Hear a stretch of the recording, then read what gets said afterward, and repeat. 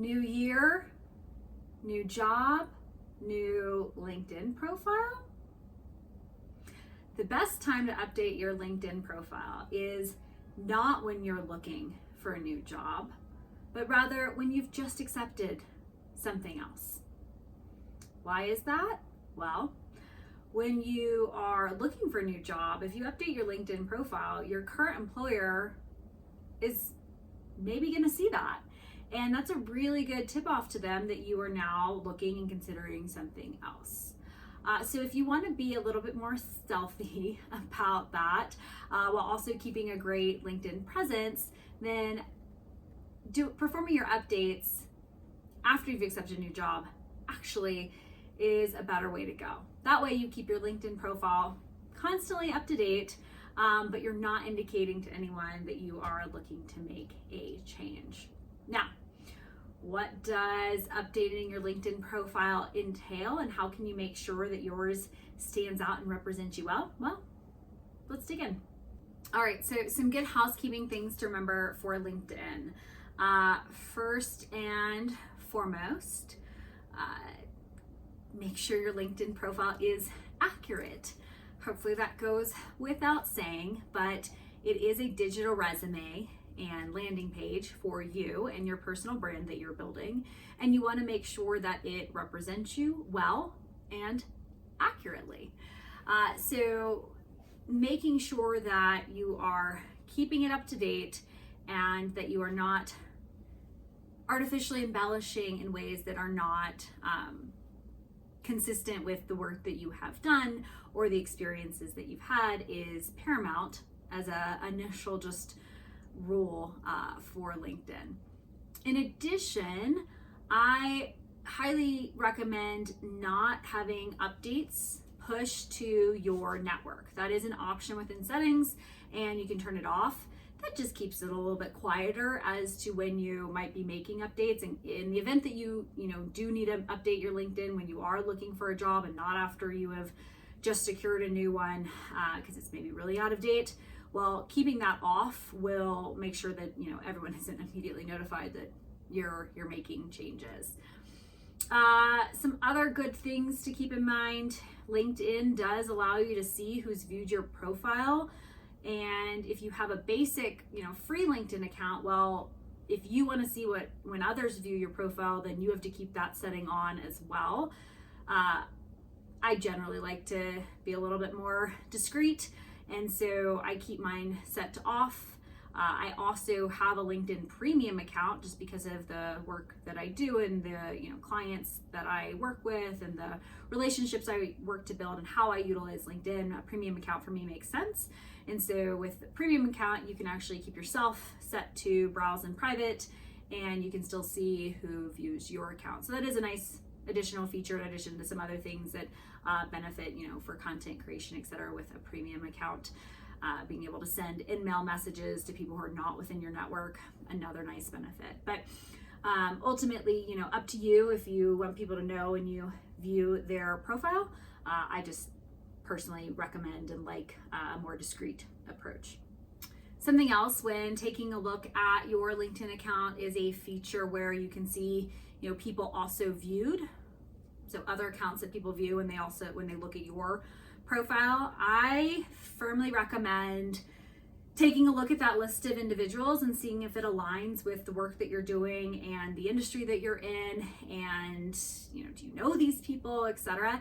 If it doesn't represent you, for example, someone kind of randomly looked at your profile and then looked at some other people that have nothing to do with the work that you do or the industry that you're in, and you don't feel like it represents what it is that you're doing or the presence you're working to build, turn off that feature. I, for one, keep that feature off.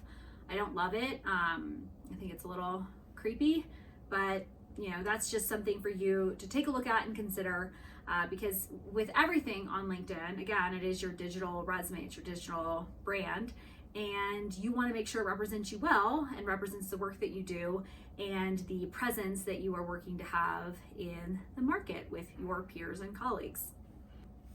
So in the vein of making sure your profile represents you well, I think an area that people oftentimes overlook is their interests and their activities. Those are two areas on LinkedIn that are visible to others, where everyone can see, what have you liked and what have you commented on and what are you interested in. And you really want to make sure that those are in alignment with the work that you do and with the brand reputation that you are working to portray. So for example, I highly recommend keeping LinkedIn professional in nature. I know some people like to bring politics into it, or like to bring in other activities, but if it's not something that you would want your colleagues to know about or your clients to be aware of, then I highly recommend not engaging in those type of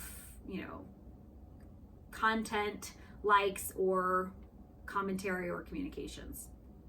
Okay, so now to the actual profile itself.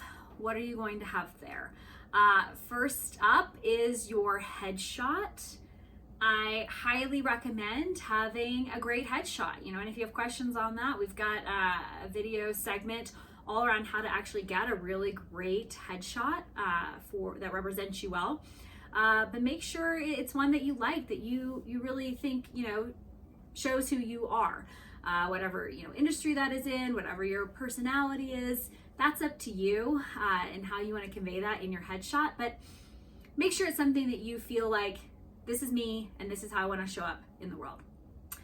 In addition, LinkedIn also now has the option where you can actually record an introductory video of yourself. So if you are in any type of sales role where you're regularly engaging with new individuals, this is a great feature to leverage, especially in our kind of pandemic time frame where we're not getting to meet people in person as much.